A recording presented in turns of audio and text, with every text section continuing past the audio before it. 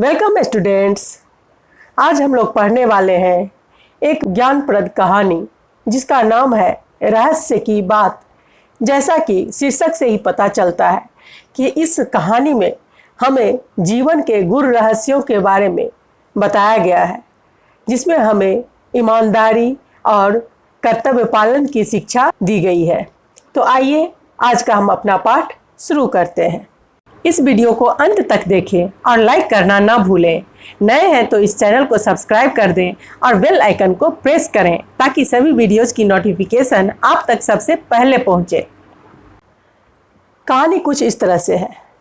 दो भाई थे, अमर और समर। अमर बड़ा था और समर छोटा था। बचपन में ही उनकी माँ गुजर गई थी। गुजर गई मतलब मर गई। पिता ने किसी तरह उन्हें पाला और पोसा, उन्हें बड़ा किया और समय आने पर उनकी शादी भी कर दी। समर की शादी के दूसरे वर्ष पिता बाढ़ में बह गए। दोनों भाई अकेले रह गए। कुछ वर्षों तक वे दोनों भाई साथ साथ रहे। बड़ा होने के कारण अमर पिता की तरह समर को स्नेह करता था। स्नेह मतलब प्यार करना। उसकी देखभाल करता था, परंतु अधिक दिनों तक उनमें निभ नहीं पाई, यानी बड़े होने पर दोनों में ज़्यादा दिनों तक एकता नहीं रह पाई, क्योंकि दोनों बहुओं की आपस में नहीं बनती थी। एक दिन घर का बंटवारा हो गया। अमर स्वभाव से भला था।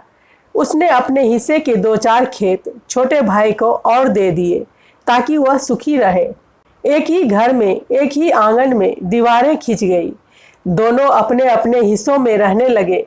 बड़ा भाई बहुत समझदार था, सोच समझकर चलता था, खर्च भी ढंग से करता था। बुरे दिनों के लिए 2-4 पैसे बचाकर रखना भी न भूलता था। किंतु समर ठीक इससे उल्टा था, यानी वह अपने भविष्य के बारे में कुछ भी नहीं सोचता था। जो भी पैसा उसके पास आता था वह उसे फिजूल खर्ची करके उड़ा देता था। वह बड़ा तुनक मिजाज और झगड़ालू था।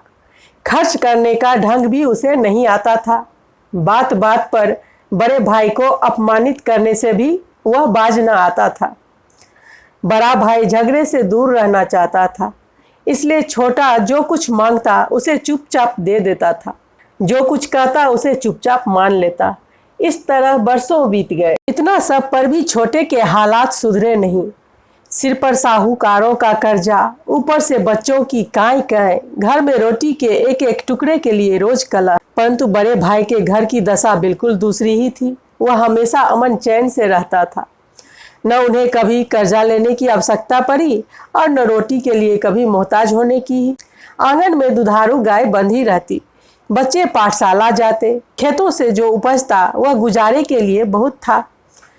बड़े भैया ऊपर से जितने भले दिखते हैं उतने हैं नहीं। एक दिन छोटे भाई की बहू कालिंदी ने समर से कहा। क्यों? समर ने चौंक कर पूछा। लोगों से कहते फिरते हैं कि उन्होंने आपको आधे से भी अधिक हिस्सा दिया, पर मुझे यकीन नहीं आता।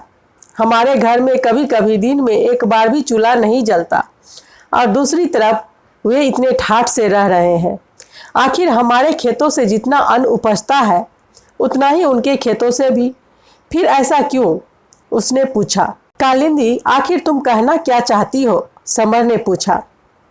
मुझे लगता है कि पिताजी जो गहने आदि छोड़ गए थे उसका बड़ा हिस्सा बड़े भैया ने दाब लिया है। उसी से ये गुलछर्रे हैं। कालिंदी बोली।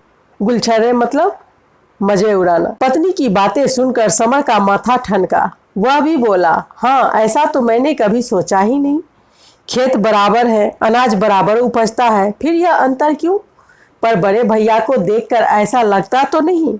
कुछ सोचते हुए समर ने कहा। ऊपर से तो सभी भले लगते हैं, पर किसी के भीतर की छुरी का क्या पता। कुछ रुक कर वह तुनक कर फिर बोली। मुझे एक ही सवाल का जवाब दो। हमारे घर में क्यों इतनी हाय हाय है?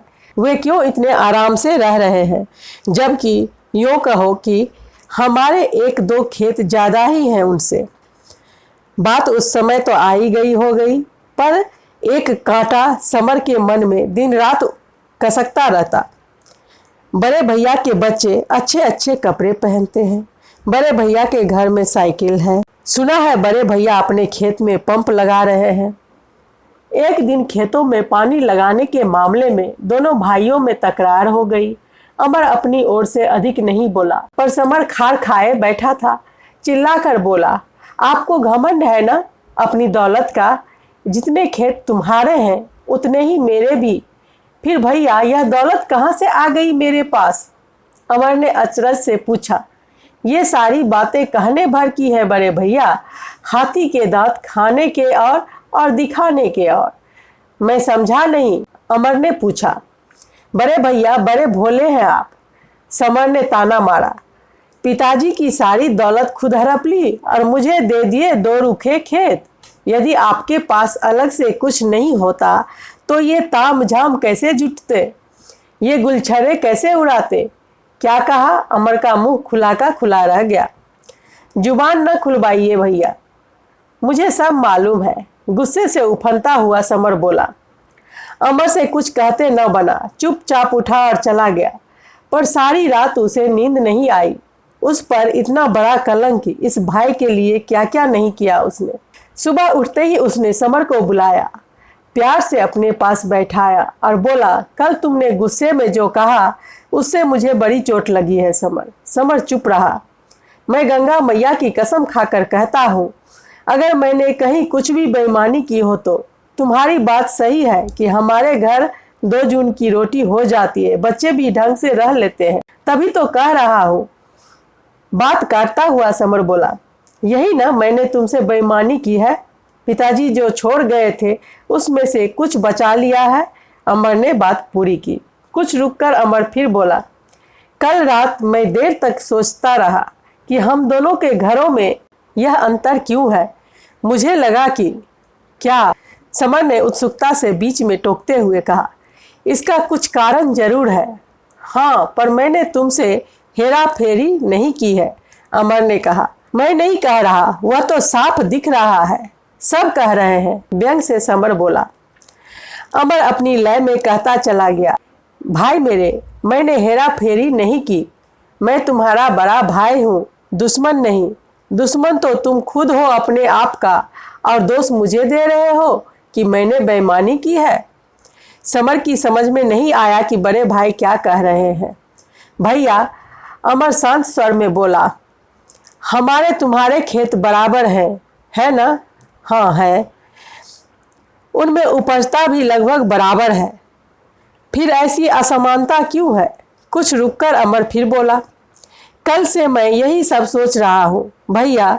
मुझे लगता है कि कहीं तुम्हारे और मेरे सोचने के ढंग में फर्क है। वह कैसे? समर ने पूछा।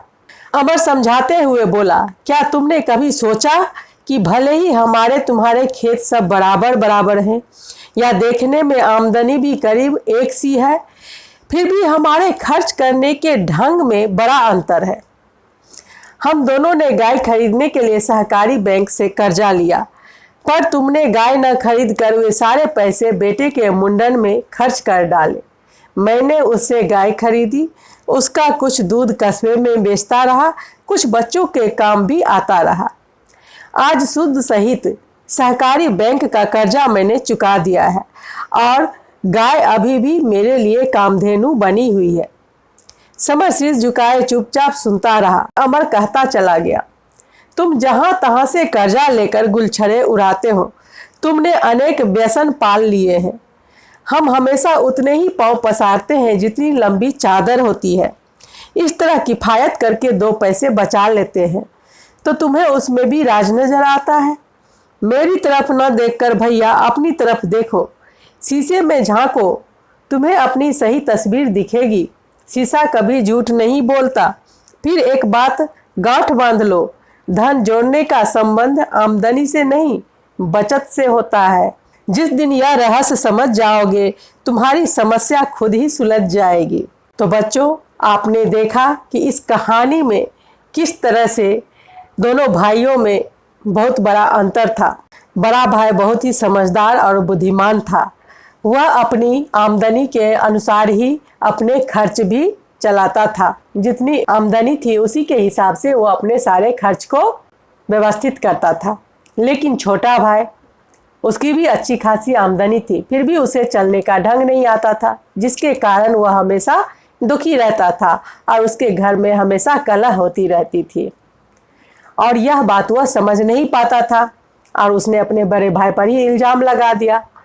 बाद में जब उसे बड़े भाई ने समझाया तो उसे अपनी गलती का एहसास हुआ। उसे यह रहस्य की बात समझ में आई कि ईमानदारी और धैर्य से काम करने से सफलता मिलती है और जितनी आपकी आवश्यकता हो उसी के अनुसार अपनी आमदनी को भी खर्च करनी चाहिए। ज़रूरत से ज़्यादा अपने खर्चे नहीं बढ़ाने चाहिए। तो इस तरह से हमें इस कहानी से यह सीख मिलती है कि विद्या और धन जोड़ने का संबंध मेहनत और बचत से होता है। तो उम्मीद है आपको यह कहानी समझ में आ गई होगी और अगर आपको यह वीडियो अच्छी लगी हो तो इसे लाइक कर दीजिए, अपने दोस्तों के साथ इसे शेयर कीजिए और अगर आप इस चैनल पर नए हैं तो आप इस चैनल को सब्सक्राइब कर दीजिए, बेल आइकन को प्रेस कर दीजिए ताकि हर वीडियोज की नोटिफिकेशन आप तक सबसे पहले पहुंचे। धन्यवाद।